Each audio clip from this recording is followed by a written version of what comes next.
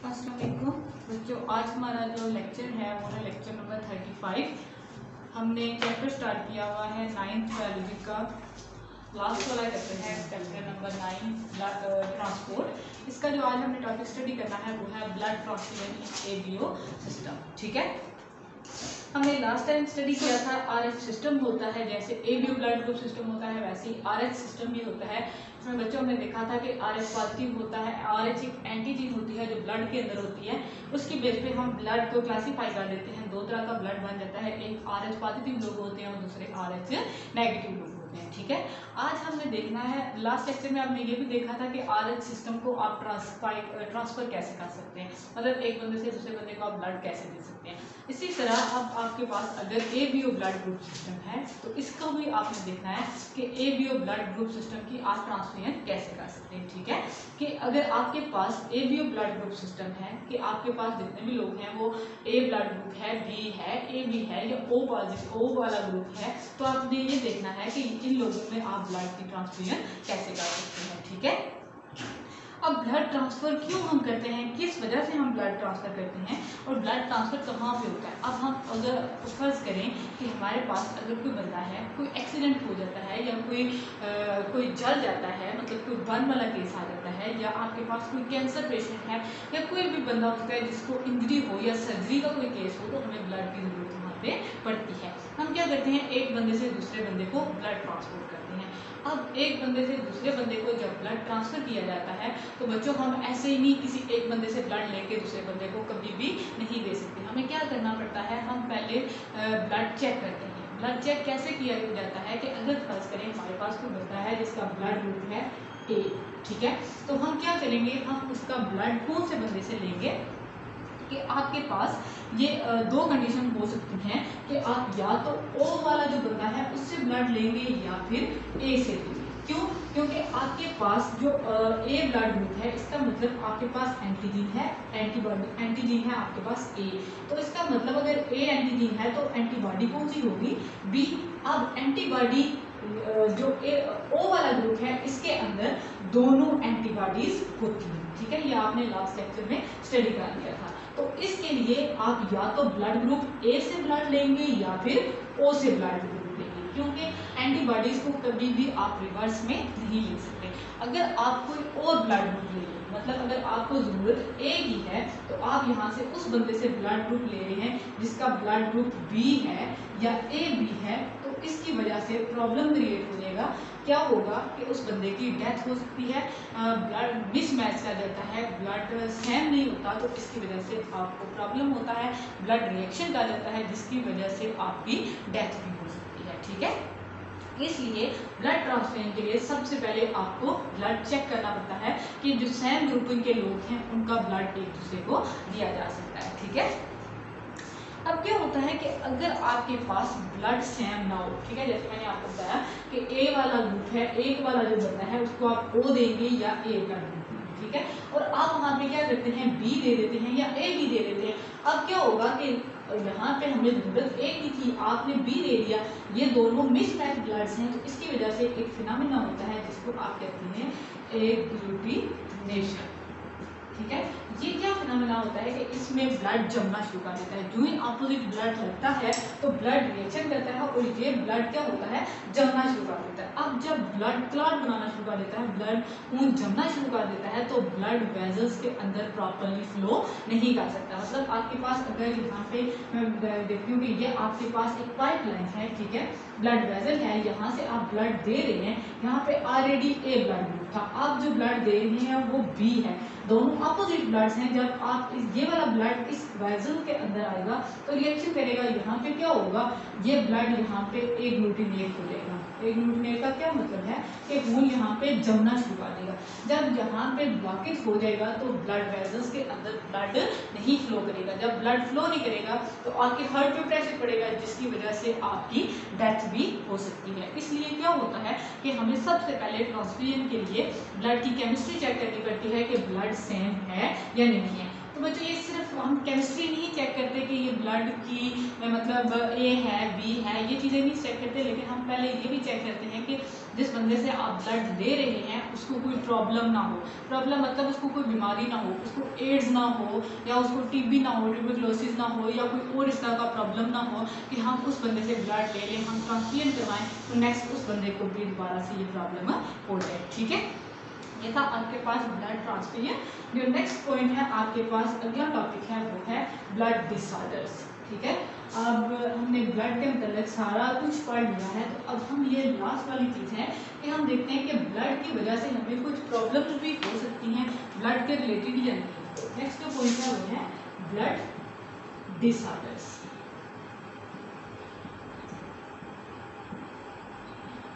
बच्चों ब्लड के मतलब जितने भी डिजीजेस हैं वो सब के साथ बहुत डेंजरस किस्म के हैं। आपको पता है कि अगर हमारी बॉडी में जो ट्रांसपोर्ट सिस्टम है वो सर्कुलेटरी सिस्टम है, अगर हमारे सर्कुलेटरी सिस्टम में ही प्रॉब्लम आ जाएगा तो हम कैसे सर्वाइव करेंगे। ठीक है, यहाँ पे 2-3 प्रॉब्लम्स हैं जो आपने स्टडी करने हैं। सबसे पहली जो चीज़ है वो है ल्यूकेमिया।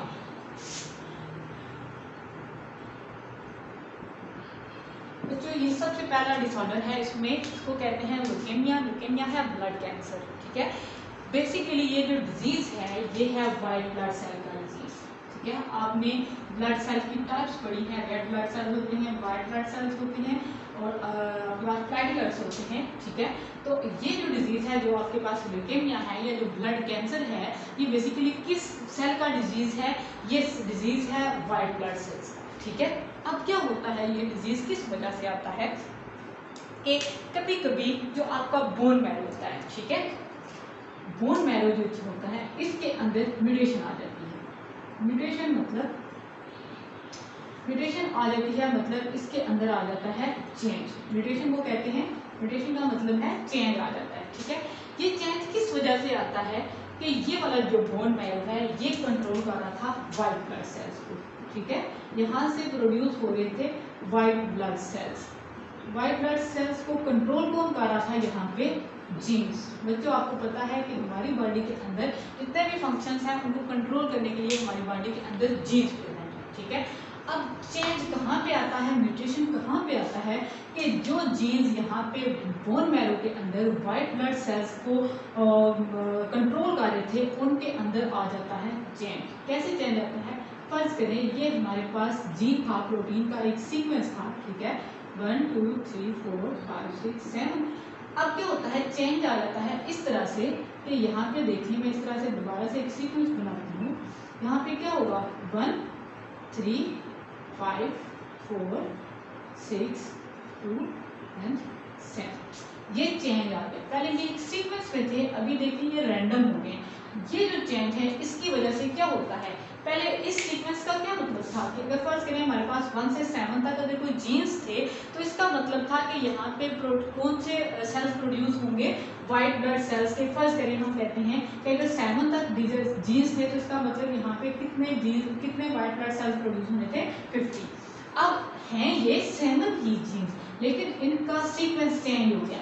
अब ये 50 के बजाय हो सकता है 1000 वाइट ब्लड सेल्स की प्रोडक्शन शुरू कर दे।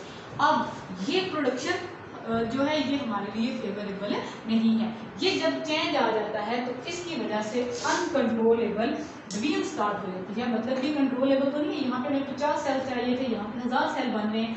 ये जो अनकंट्रोलेबल डिवीजन होती है सेल की, इसको आप कहते हैं, ये क्या है आपके पास? कैंसर। ये आपने चैप्टर सेल साइकिल वाला जब आपने स्टडी किया था उस वक्त भी आपने कैंसर को स्टडी किया था कि अनकंट्रोलेबल डिवीजन जब होती है सेल की तो उसको आप कहते हैं ये क्या चीज़ है? कैंसर। तो बच्चों यहाँ पे स्पेसिफाई है कि यहाँ पे चेंज किस चीज़ के अंदर आया है? ब्लड सेल के अंदर। मतलब वाइट ब्लड सेल्स को जो जीन कंट्रोल कर रहा था उसके अंदर चेंज आ गया। चेंज की वजह से अनकंट्रोलेबल सेल बनना शुरू हो गए। कौन से सेल बने? White blood cell. तो आप यहाँ पे कह सकते हैं कि जब अनकंट्रोलेबल डिवीजन होती है ब्लड सेल की तो उसको आप क्या नाम लेते हैं? ये क्या चीज़ है आपके पास? ब्लड कैंसर है या फिर ल्यूकेमिया है। समझ आ गई बात की? और ल्यूकेमिया किस कंडीशन में होता है? जब चेंज आता है किस सेल के अंदर? वाइट ब्लड सेल के अंदर। ठीक है, अब क्या होता है कि आपकी बॉडी के अंदर ये सेल जो हैं वाइट ब्लड सेल्स ये बनते हैं। अगर 1000 सेल बन रहे हैं तो ये क्या होते हैं कि इमेच्योर रहते हैं, ठीक है। ये मेच्योर तो नहीं होंगे। अगर 50 का काम था, यहाँ पे आपके पास 950 अबव इतने ज़्यादा अमाउंट में आपके पास सेल आ गए हैं, तो जो 950 हैं 50 तो अपना काम कर लेंगे, लेकिन जो 950 सेल बाकी पीछे रह गए हैं वो एक्स्ट्रा सेल हैं, ठीक है, वो मेच्योर नहीं होंगे। ये जो इमेच्योर सेल्स हैं इन्हीं को आप क्या कहते हैं, ये आपके पास कौन सी चीज़ है, ब्लड कैंसर है या फिर ल्यूकेमिया है, ठीक है। जो नेक्स्ट चीज़ है वो ये है कि आप इन जो लोग हैं जो ल्यूकेमिया वाले हैं, ब्लड कैंसर वाले लोग हैं, इनकी आप क्यूरेशन कैसे करते हैं, आप इनको ट्रीट कैसे करते हैं। तो क्या होता है कि आप क्या करते हैं, मतलब फर्स्ट करें आपके पास कोई बंदा है जिसको ब्लड कैंसर है, तो आप क्या करते हैं, किसी नॉर्मल बंदे से उसके अंदर ब्लड की ट्रांसफ्यूजन करते हैं, ठीक है। ये एक तरीका है। या फिर आप क्या करते हैं कि दो तरीके हैं, या तो आप ट्रांसफ्यूजन करते हैं किसी नॉर्मल बंदे से, ठीक है, नॉर्मल बंदे से वाइट ब्लड सेल लेंगे, किसी कैंसर वाले बंदे को लगा देंगे, ये एक तरीका है। या आप क्या करते हैं कि ये जो जीन्स हैं जिनकी वजह से ये प्रॉब्लम हुआ है, आप इन जीन्स को यहाँ से रिमूव करते हैं, आप बोन मैरो ट्रांसप्लांट कर देते हैं, जिसकी वजह से जब ये जीन्स ही नहीं होंगे, ये वाले इनकी आप चेंजिंग कर देंगे, इनको आप मॉडिफाई कर देंगे, तो इसका मतलब है कि आप इसकी ट्रीटमेंट कर रहे हैं कि दोबारा से ये सीक्वेंस लेके आ रहे हैं, तो आपके पास 50 जीन्स 50 सेल्स ही बनेंगे। तो आप इस तरह से भी इसकी क्यूरेशन कर सकते हैं। तो या तो आप ब्लड को ट्रांसप्लांट कर देते हैं, या आप क्या करते हैं कि जो चीज़ मतलब प्रॉब्लम क्रिएट कर रही है, जो जीन्स यहाँ पे मसला कर रहे हैं, आप उन जीन्स को एक बॉडी से रिमूव कर देते हैं, ठीक है। और ये जो बोन मैरो ट्रांसप्लांट है, ये जो आप जीन्स का ट्रांसपोर्ट करवाते हैं, ये बहुत एक्सपेंसिव है, हर बंदा इसको अफोर्ड नहीं कर सकता। और इसमें आप ये कह सकते हैं कि इसमें जो डेथ रेट है वो भी ज़्यादा होता है, ये बहुत एक्सपेंसिव चीज़ है, ठीक है। नेक्स्ट जो चीज़ है वो है थैलेसीमिया। ये एक नेक्स्ट डिजीज है, ल्यूकेमिया के बाद जो अगला प्रॉब्लम आता है वो है थैलेसीमिया। तो ये ब्लड डिसऑर्डर्स हैं, बहुत मज़े की चीज़ है, आप इसको गौर से सुने, आपको समझ आ जाएगी। नेक्स्ट चीज़ है आपके पास थैलेसीमिया। तो थैलेसीमिया भी एक ब्लड डिजीज है। इसमें क्या होता है कि जैसे आपने कहा कि जो ल्यूकेमिया होता है उसमें चेंज आ जाता है वाइट ब्लड सेल्स के अंदर, ठीक है। तो ये जो थैलेसीमिया है ये असल में डिजीज है रेड ब्लड सेल का। रेड ब्लड सेल का कैसे ये डिजीज है कि इसके अंदर जो हम कहते हैं कि म्यूटेशन आता है बोन मैरो के अंदर या फिर लीवर के अंदर। मतलब यहाँ पे भी क्या होता है कि या आपके पास ये चेंज आएगा, म्यूटेशन की है, म्यूटेशन की वजह से ही प्रॉब्लम होता है। म्यूटेशन मतलब चेंजेस की वजह से ही प्रॉब्लम होता है। चेंज कहाँ पे आता है कि या तो आपके पास जो बोन मैरो था, बोन मैरो के लिए जीन्स थे उनके अंदर चेंज आ जाए, या फिर आपके लीवर के अंदर चेंजेस आना शुरू हो जाए। अब बोन मैरो के अंदर या लीवर के अंदर जब चेंज आएगा तो तब क्या होगा कि आपके पास जो हीमोग्लोबिन को कंट्रोल करने के लिए जीन था वो क्या हो जाएगा, उसके अंदर म्यूटेशन आ जाएगा। बोन मैरो या लीवर के अंदर जब भी चेंज आएगा तो सबसे पहले किस चीज़ के अंदर चेंज आएगा, ये आपके पास हीमोग्लोबिन के अंदर। हीमोग्लोबिन को जब हम स्टडी करते हैं तो हीमोग्लोबिन हम कहते हैं कि इसके अंदर ये अमीनो एसिड का एक सीक्वेंस होता है। इस तरह से फर्स्ट करें, यहाँ पे मैं एक सीक्वेंस बना देती हूँ, इसके अंदर सिंगल पॉइंट पे चेंज आता है, ठीक है। वही मैं एग्जांपल देती हूँ 1 2 3 4 5 6 और 7। यहाँ पे सारे सीक्वेंस में चेंज नहीं आता। इसमें सीक्वेंस में कैसे चेंज आता है कि यहाँ पे देखें, हम थैलेसीमिया की बात कर रहे हैं तो इसके अंदर सिंगल चेंज यहाँ पे इस तरह से आता है कि ये अगर आपके पास सीक्वेंस है तो यहाँ पे देखें ये 1, यहाँ पे आ जाए 3 2 4 5 6 और 7। बच्चों यहाँ पे देखें सिर्फ एक पॉइंट पे चेंज आया कि ये वाला जो पोर्शन है इसमें देखें 2 की जगह 3 चला गया और 3 की जगह 2 आ गया। अब क्या होता है, ये सिंगल पॉइंट पे चेंज है। जब हीमोग्लोबिन के सीक्वेंस के अंदर एक सिंगल चेंज यहाँ पे आता है तो ये पूरा सीक्वेंस ही चेंज हो जाता है। इसकी वजह से आपको डिजीज होता है, इसको आप नाम देते हैं, ये कौन सा डिजीज है, थैलेसीमिया, ठीक है। और ये आपको पता चल गया हीमोग्लोबिन कहाँ पे होती है। बच्चों आपने ये जब रेड ब्लड सेल्स पढ़े हैं तो उसमें आपने देखा था हीमोग्लोबिन रेड ब्लड सेल के टॉप पे एक प्रोटीन होती है जो क्या करती है, ट्रांसपोर्ट करती है ऑक्सीजन की, ठीक है। ये जो डिजीज है आपको समझ आ गई।